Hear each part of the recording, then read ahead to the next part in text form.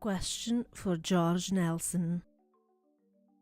What do you think of the invasion of decorative elements, both standard and special, in recent American architecture? How long is it since Adolf Loos cried out, "Ornament is crime"? I am too lazy to look up the date and to make sure that it was Loos and not someone else who said it. In any case, in about 3/4 of a century, there has been an architectural revolution, the victory of the modernists, the elimination of the crime.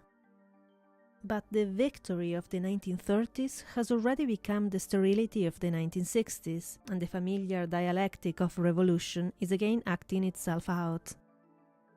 The negation is being negated. Now that the ornament is destroyed, the search for a grammar of decoration is on.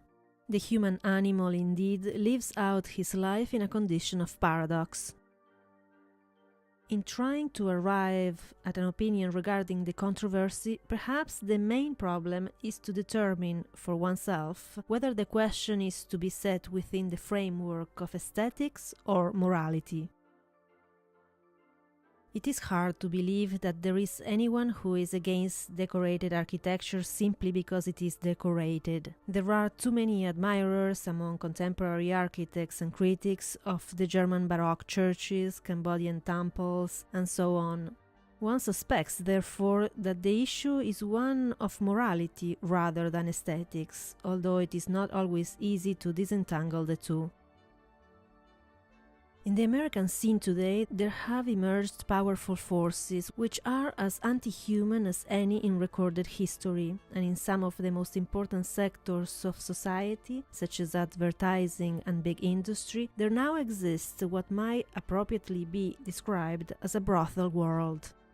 Ruthlessness, disguised by amiability, complacence, and entertainment, the stock in trade of the successful brothel, are also the basis of the all-important activities of sales. The ambitious young executive is urged to improve his techniques for selling himself. Even a whore only rents herself. In the recent antitrust case involving some of the nation's largest electrical firms on charges of defrauding the government, one company insisted that it knew nothing of the dishonest activities of its executives and left them to shift for themselves. Even among gangsters, the mob takes care of its own. Big architecture in America today belongs to this world. The architect has always had to please his client, but the corporate client is something unusual in architectural history. Corrupt in terms of human values, conformist in his attitudes, timid, anxiety-ridden, this new client has a very interesting set of special requirements. He wants the building to express the corporate image, and thus a problem of architecture becomes a problem in advertising.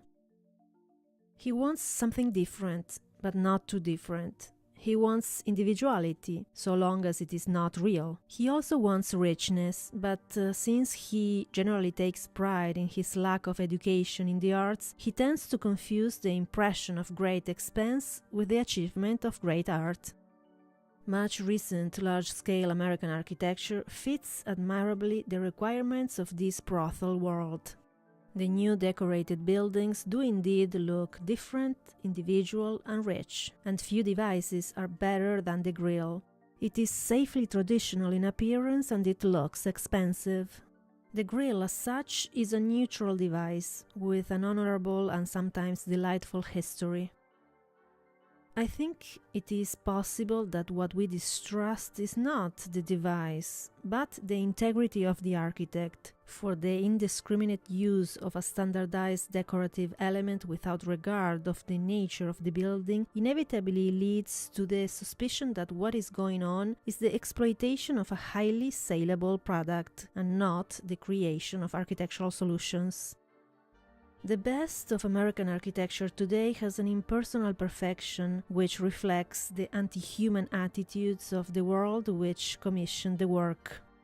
It is truthful and thus meets one of the basic requirements for any work of art.